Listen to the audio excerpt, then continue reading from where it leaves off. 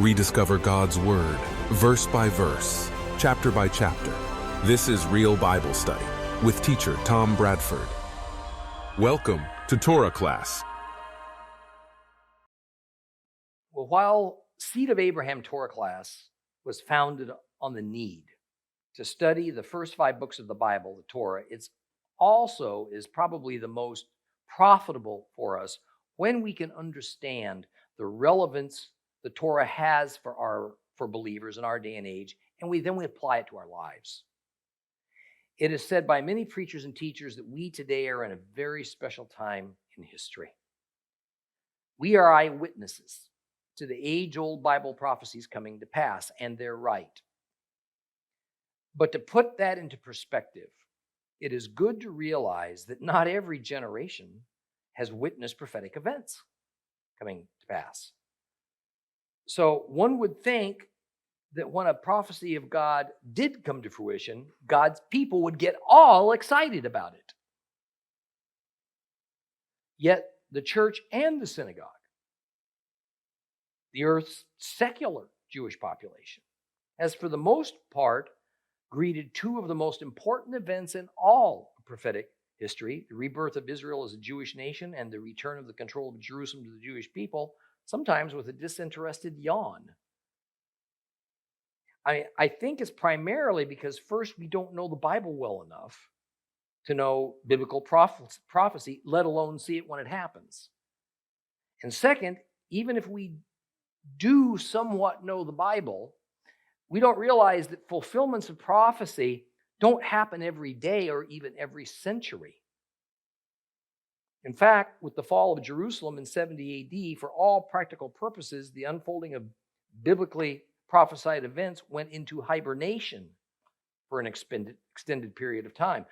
For better than 18 centuries, not a single prophetic event that is outlined in the Bible came to pass. Oh, there was a lot going on in the world in preparation for the day that God would once again start the prophetic clock ticking, counting down to the end of all things as we know them. For almost 1900 years, God's people had nothing from which to gauge just where in Bible history we stand. That's not the case for us living today. However, to look around us, you'd think nothing out of the ordinary was happening. Just within this past week, in June of 2015, 2 civilization-changing events happened that we're going to look back upon in a few years, maybe in just a few more months, and perhaps then we'll grasp their enormity.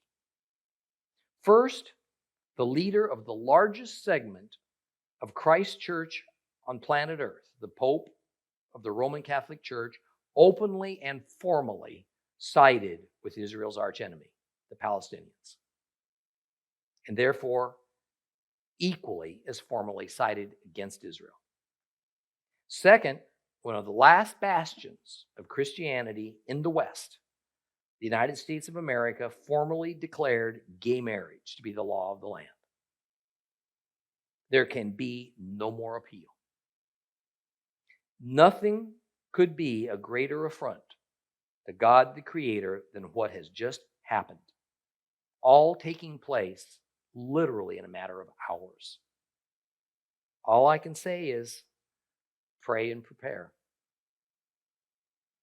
Well, after the destruction of Jerusalem in 70 AD, the next prophesied event that was to occur was the return of those who had been dispersed in exile from what is called the Roman dispersion or Roman exile. The Jewish people, believers and non-believers, kept their bags packed and waited expectantly for that return from exile, probably for just a few decades following the Roman destruction of Jerusalem, because they were outlawed from that city. But the return didn't happen. The Gentile church and the Messianic Jews of the 2nd century AD thought certainly Christ was going to return at any moment. Paul certainly thought that. And likewise, the traditional Jews thought that the return to their homeland, rebuilding of their temple, well, it was imminent. It didn't happen. Those worshiping the God of Israel and living in the 3rd century, well, they were getting restless, getting pretty worried about what was taking so long for God to call his people back to the Holy Land. But their worries weren't put to rest. In the 4th century, the thoroughly Gentilized Church of Jesus Christ was still awaiting his return. The Jews of every nation to which they had emigrated wondered if maybe the time was finally near when they could go back home, as did those of the 5th, the 6th, the 7th, the 8th centuries, right on up to about the 17th century, when Christianity took a fateful turn, and many in the Christian institutional leadership came to the conclusion we must have been misreading those biblical prophecies about the return of Israel to their homeland all along. Much of the church concluded that Israel wasn't going to return.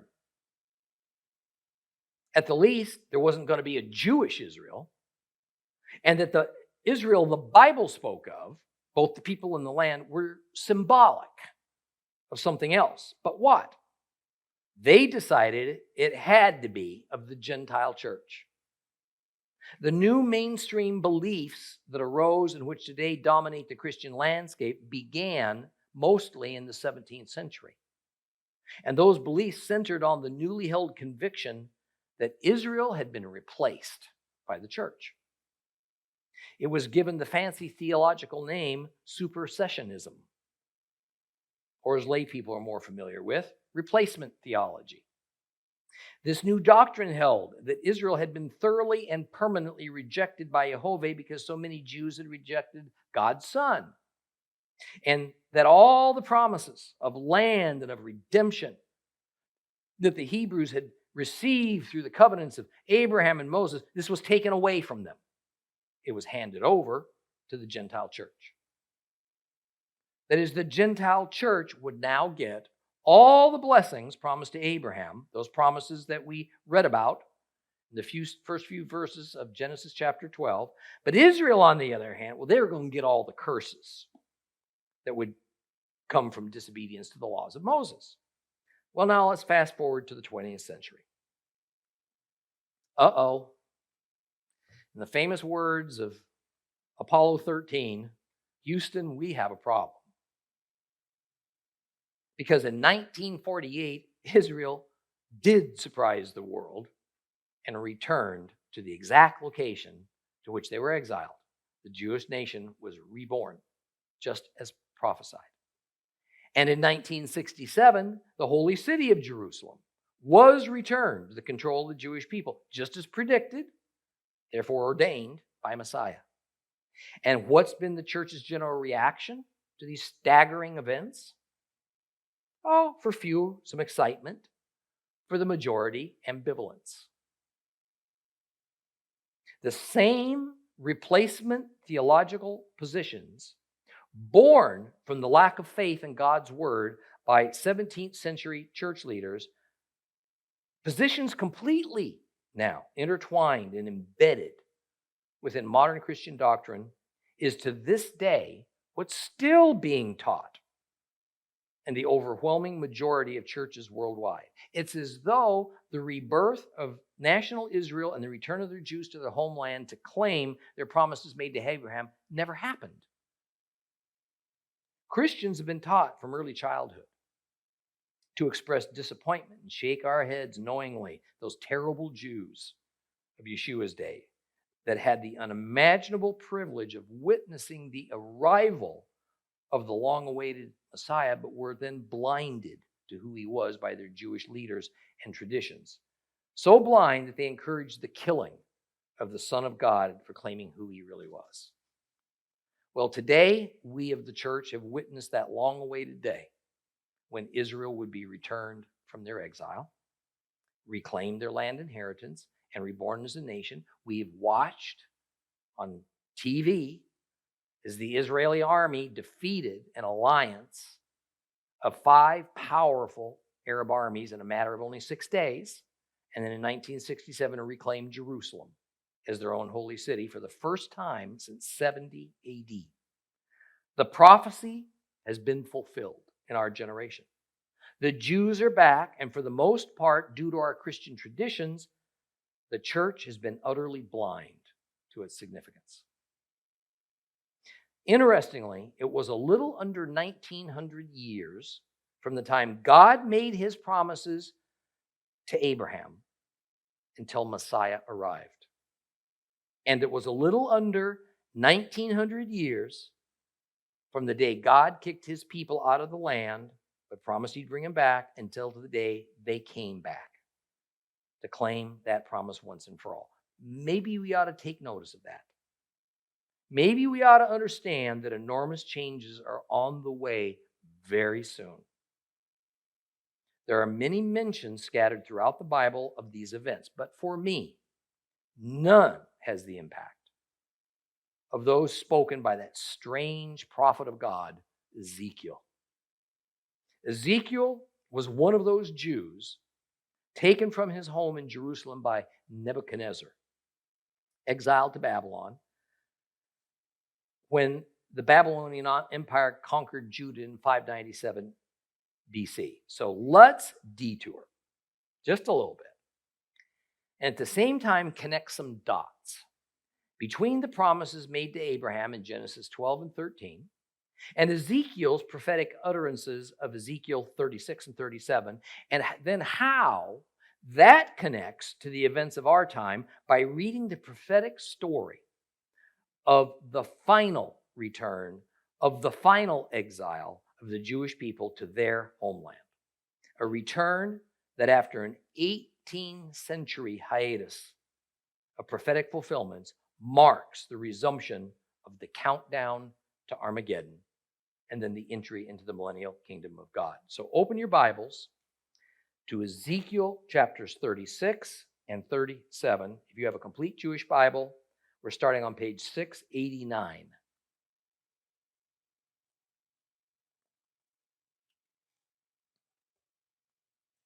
I'm going to start with Ezekiel 36 and read straight through to the end of chapter 37.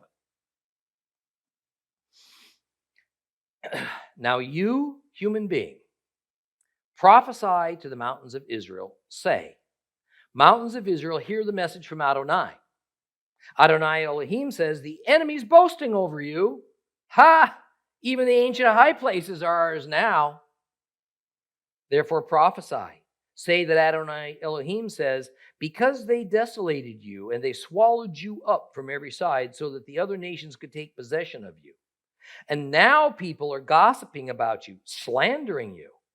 Therefore, mountains of Israel, hear the message of Adonai Elohim. This is what Adonai Elohim says to the mountains and the hills, to the streams, the valleys, the desolate wastes, the abandoned cities, now preyed on and derided by the other surrounding nations. Therefore, this is what Adonai Elohim says. In the heat of my jealousy, I speak against the other nations and all of Edom. Since rejoicing with all their heart, they have arrogated my land to themselves as a possession, and with utter contempt seized it as prey. Therefore prophesy concerning the land of Israel, and say this to the mountains, to the hills, the streams, and the valleys, that Adonai Elohim says this. I speak in my jealousy and fury, because you have endured being shamed by the nations. Therefore says Adonai Elohim, I have raised my hand and I have sworn the nations surrounding you will bear their shame. But you, mountains of Israel, you will sprout your branches. You'll bear fruit for my people Israel, who will soon return. I am here for you. I will turn toward you. Then you will be tilled and sown. I will multiply your population, all the house of Israel, all of it. The cities will be inhabited. The ruins will be rebuilt. I will multiply both the human and animal populations. They'll increase and be productive. I will cause you to be inhabited as you were before. Indeed, I will do you more good than before. You will know that I'm Adonai. I'll cause people to walk on you, my people Israel. They will possess you. You will be their inheritance. Never again will you make them childless. Adonai Elohim says, because they say to you, land, you devour people and make your nations childless. Therefore, you will no longer devour people and you will not make your nations childless anymore, says Adonai Elohim. I will not permit the nations to shame you or the peoples to reproach you any longer. And you will no more cause your nations to stumble, says Adonai Elohim. The word of Adonai came to me. Human being, when the house of Israel lived in their own land, they defiled it by the manner of their lives and their actions. Their way before me was like the uncleanness of Nidah. Therefore I poured out my fury on them because of the blood they had shed in the land, because they defiled it with their idols. I scattered them among the nations. I dispersed them throughout the countries. I judged them in keeping with the manner of life and actions. And when they came to the nations they were going to, they profaned my holy name, so that the people said of them, these are Adonai's people who have been exiled from his land. But I'm concerned about my holy name, which the house of Israel is profaning among the nations where they've gone. Therefore tell the house of Israel that Adonai Elohim says this, I'm not going to do this for your sake, house of Israel, but for the sake of my holy name, which you've been profaning among the nations where you went. I will set apart my great name to be regarded as holy, since it's been profaned in the nations. You profaned it among them. The nations will know that I'm Adonai, says Adonai Elohim, when before their eyes I am set apart through you to be regarded as holy. For I'll take you from among the nations, gather you from all the countries, and return you to your own soil. There I will sprinkle clean water on you. You'll be clean. I will cleanse you from all your uncleanness, from all your idols. I'll give you a new heart. I'll put a new spirit inside of you. I'll take that stony heart of flesh out of your flesh and give you a heart of flesh. I'll put my spirit inside you, cause you to live by my laws, respect my rulings and obey them. You will live in the land I gave to your ancestors. You will be my people. I will be your God. I will save you from all your uncleanness. I will summon the grain and increase it, not send famine against you. I will multiply the yield of fruit from the trees and increase production in the fields, so that you never again suffer the reproach of famine among the nations. Then you will remember your evil ways and your actions that were not good. And as you look at yourselves, you will loathe yourselves for your guilt, for your disgusting practices. Understand, says Adonai Elohim, I'm not doing this for your sake. Instead, be ashamed. Be dismayed by your ways, house of Israel. Adonai Elohim says, when that day comes for me to cleanse you from all your guilt, I'll cause the cities to be inhabited and the ruins to be rebuilt. The land that was desolate will be tilled, whereas formerly it lay desolate for all passing by to see. And then they'll say, the land that used to be desolate has become like Gan Eden. And the cities formerly ruined and abandoned and wasted have been fortified and are inhabited.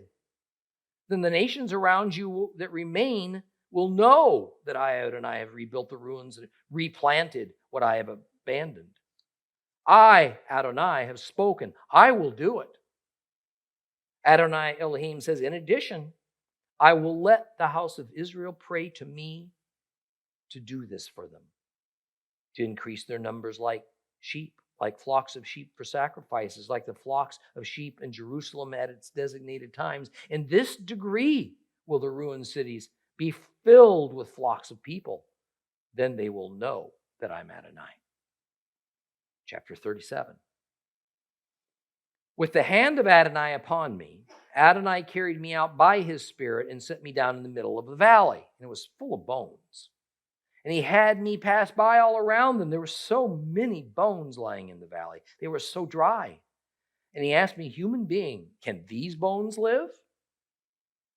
And I answered, Adonai Elohim, only you know that. And then he said to me, prophesy over these bones and say to them, dry bones, hear what Adonai has to say. To these bones, Adonai Elohim says, I will make breath enter you and you will live.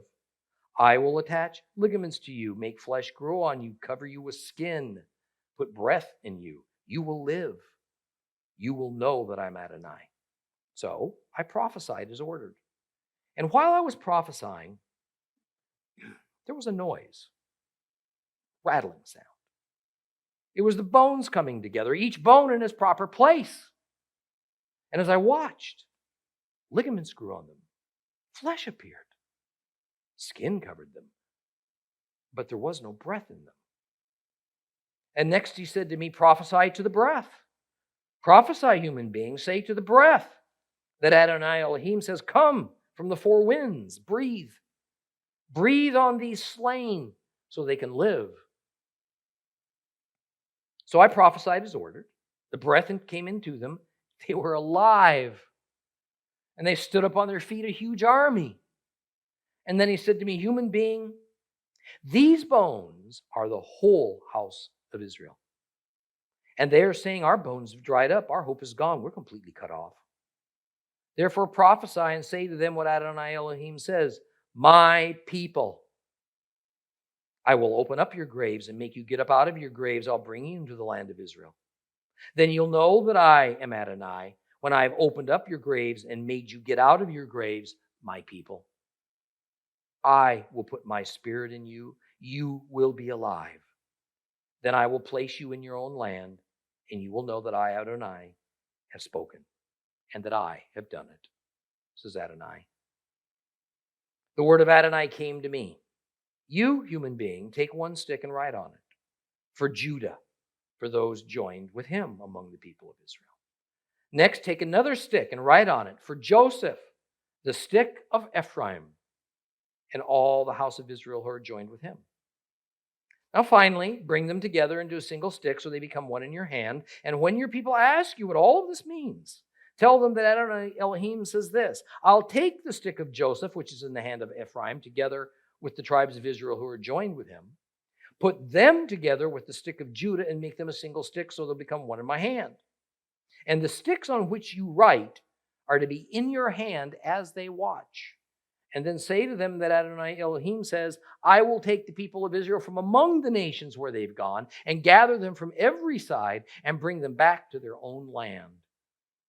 I will make them one nation in the land on the mountains of Israel. And one king will be king for all of them. They will no longer be two nations. They will never again be divided into two kingdoms. They will never again defile themselves with their idols, their detestable things, or any of their transgressions, but I will save them from all the places where they've been living and sinning. I will cleanse them so that they will be my people. I will be their God. My servant David will be king over them. All of them will have one shepherd. They'll live by my rulings and keep and observe my regulations. They will live in the land I gave to Jacob, my servant, where your ancestors lived. They will live there. They, their children, and their grandchildren forever. And David, my servant, will be their leader forever. I'll make a covenant of peace with them, an everlasting covenant. I will give to them and increase their numbers and set my sanctuary among them forever. My home will be with them. I will be their God. They will be my people. The nations will know that I am Adonai, who sets Israel apart as holy, when my sanctuary is with them forever.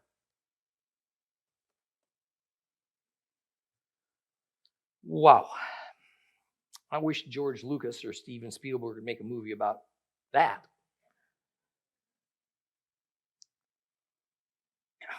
The first point I want to make is that this event talked about in Ezekiel is not about the return of the Jews from Babylon.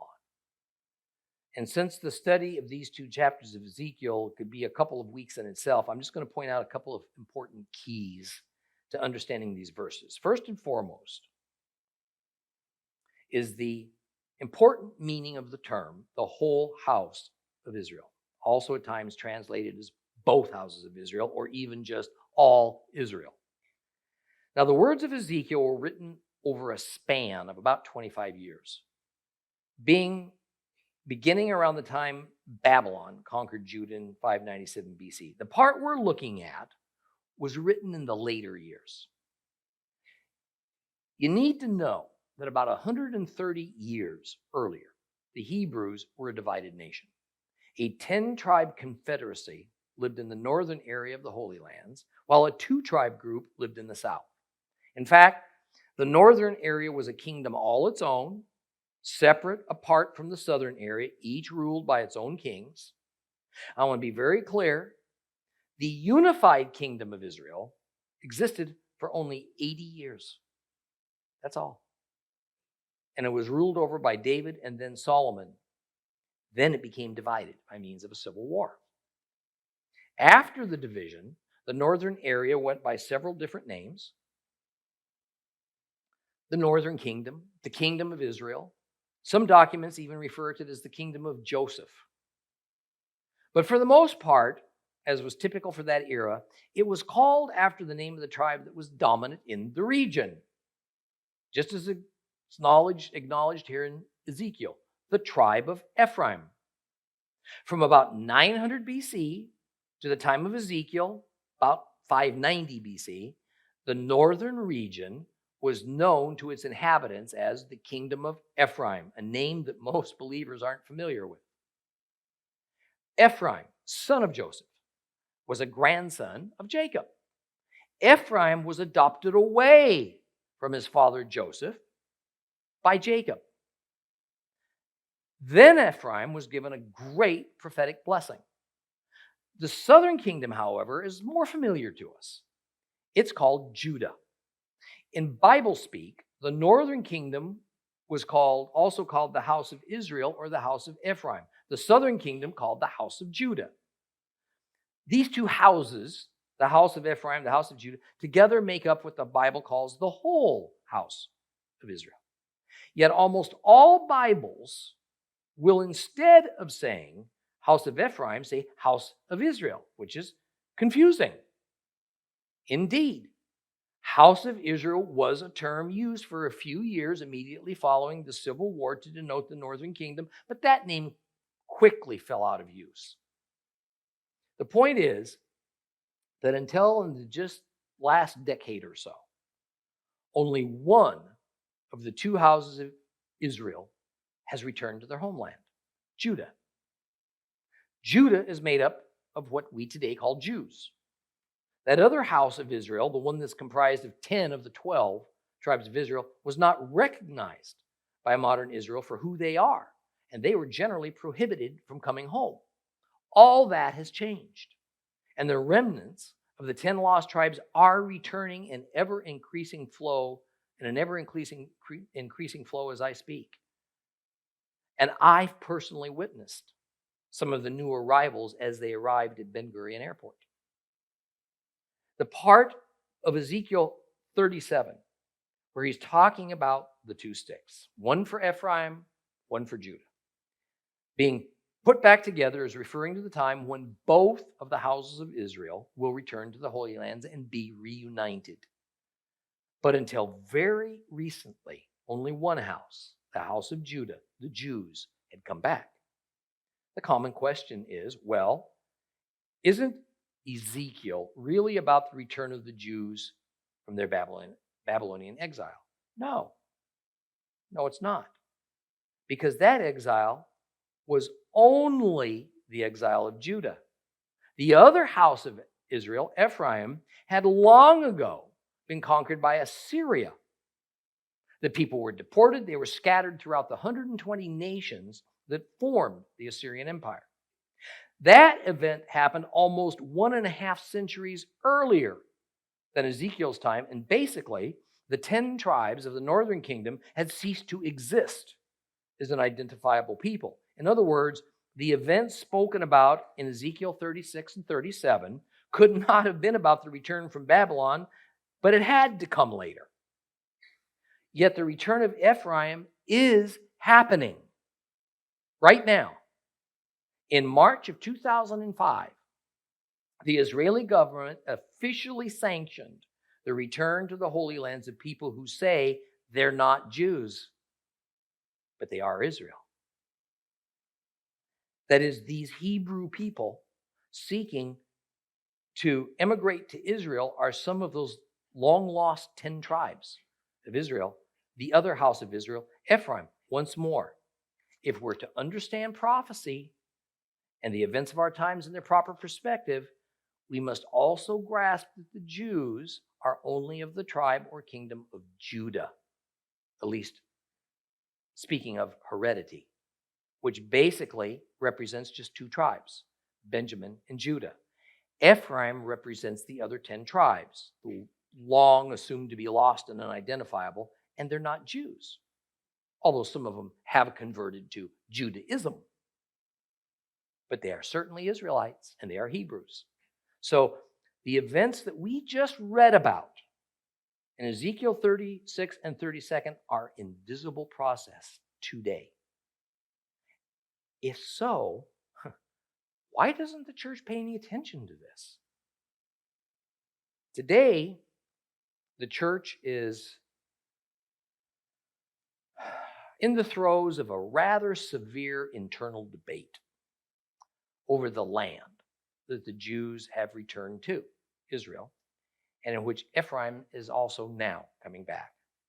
It is the consequences of that argument that is going to someday throw the entire world into a final war, which is what the following chapters of Ezekiel would take us into if we were to keep on reading. Now, some believers may want to argue as to the precise boundaries of the land that God gave to Abraham for all time, but please hear me. At the very least, it includes every inch of the land that Israel has today and the land that the Palestinians claim is theirs. You see, the area in which Abraham stood at the moment God made him that promise and said to Abraham, "This is the land, Abraham, I'm giving to you and your descendants," is right in the heart, guess where? Of the West Bank. Or in the most ridiculous possible term, the occupied territory. That drives me nuts. It's not occupied by the people that ought to have it, the Jews. I cannot begin to tell you the downright sense of dread I have for America every time I hear our president or our secretary of state talk about severing the West Bank from the possession of Israel through tremendous political pressure, and then giving that land to the Palestinians as their sovereign nation. What do you think the two-state solution is all about? We even have a large coalition of churches demanding the very same thing, born out of a doctrine of love, tolerance, fairness, and mercy for the Arabs and for the Palestinians. Just this past week, the United Church of Christ voted to boycott and sanction Israel and to stand with the Palestinians. Be aware, this land in question is precisely the land God gave to Abraham and set aside for his descendants for all time.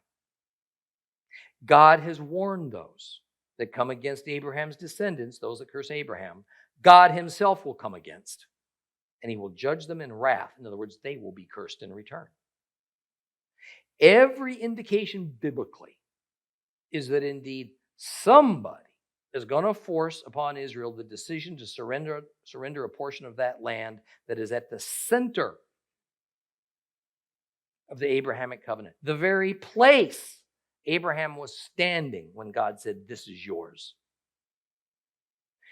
At the moment, sadly, it looks like it's going to be the United States government who will enforce the so-called two-state solution. And the peace that the world longs for in our time is going to happen for a very brief time. But the problem is that peace with the world automatically means war with God. You see, God's pattern of dividing, separating, and electing has never ended. In the 21st century, we are living in one of those defining and dividing moments of this God principle. And part of that dividing and separating process God is bringing about is a response to one single question. Where do you stand on Israel? Where do you stand on Israel? That's the question for our age. And like it or not, we have to choose one side or the other. We can choose to obey God and honor His covenants and have peace with Him, or we can stand with the world. The Roman Catholic Church has just chosen to stand with the world against Israel. Standing with Israel is standing with God. Not standing with Israel's enemies is standing with the world, therefore against God. The die has been cast. It's done. It happened in June of 2015. Mark this on your calendars. Well, let's finish up chapter 13 of Genesis now by rereading verses 14 through 18. So turn your Bible to Genesis chapter 13, please. Genesis chapter 13. And we're just going to read a few verses. It's on page 12 if you have a complete Jewish Bible, verses 14 through 18.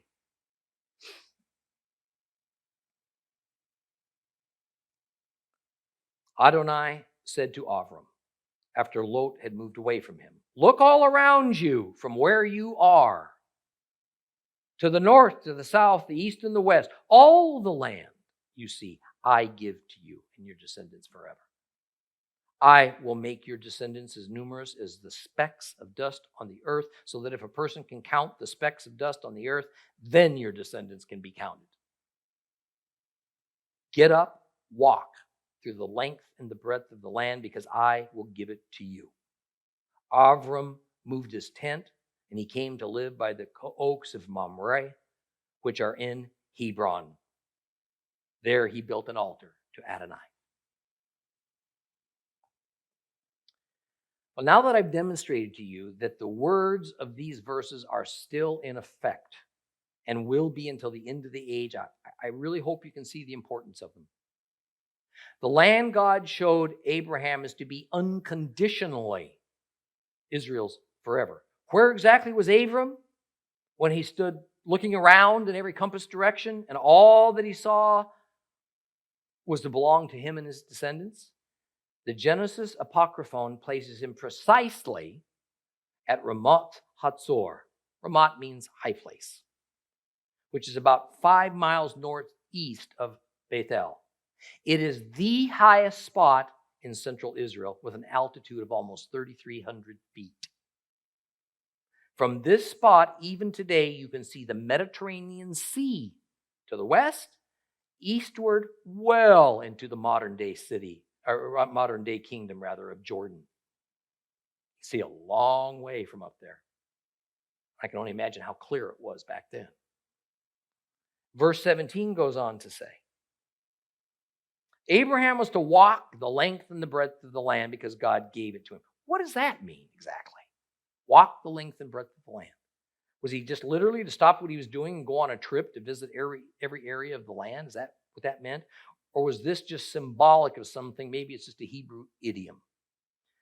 The Targum Yehonatan, Targum Jonathan, which is an early Hebrew commentary, says that what was happening was that Abraham was doing chazakah. Chazakah. Chazakah was a widespread legal custom of that era. It was established well before this time. It was used throughout the various tribes and peoples of the Middle East. It was known by the Egyptians. It was known by the Hittites. And it's attested to in their ancient records, which we have. The concept was, when a piece of property is acquired, the new owner is to walk the perimeter of the entire property. This was symbolic, if you would, of marking his territory.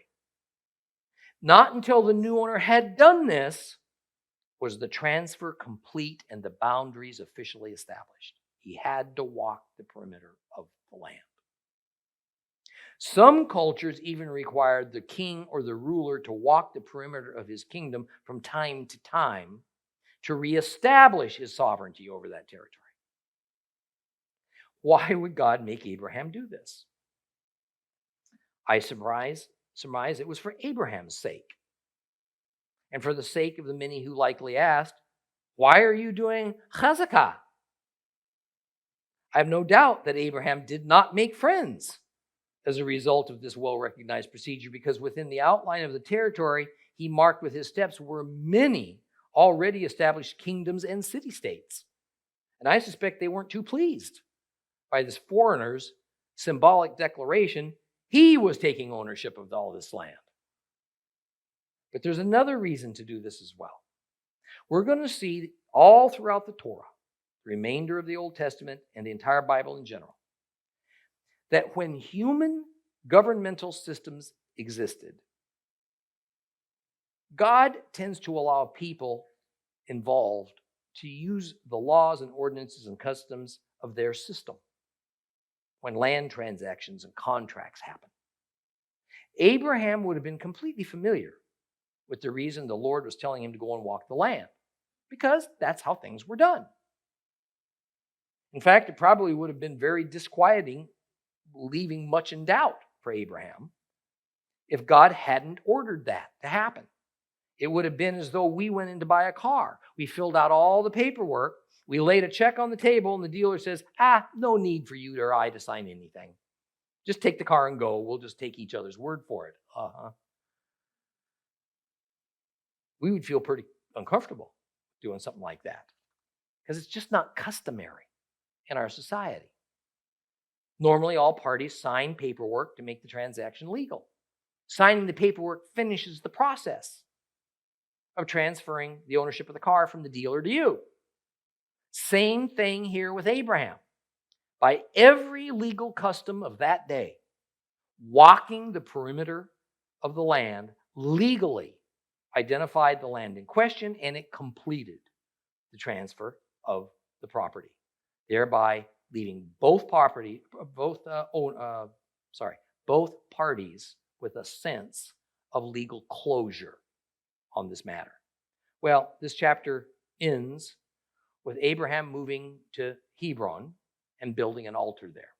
Building an altar was customary to declare one's God, or one God's authority over that territory.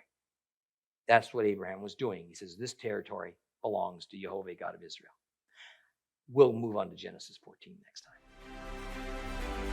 For more teachings of real Bible study and to rediscover God's Word with Tom Bradford, visit Torah Class today on the web, streaming TV, or download the Torah Class mobile app.